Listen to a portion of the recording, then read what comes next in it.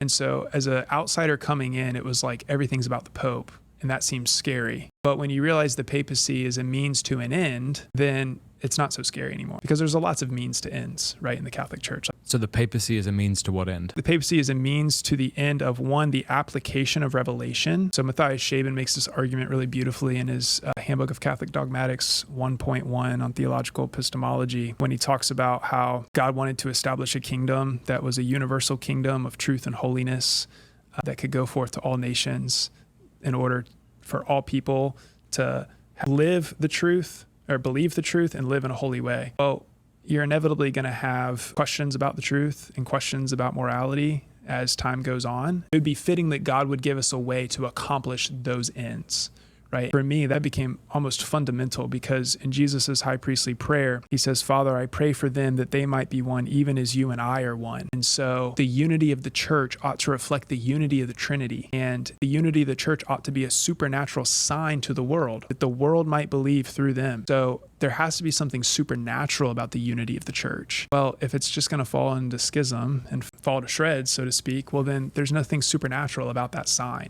to the world. So in order to preserve that, right, you have the papacy in order to arbitrate at certain times in order to protect unity.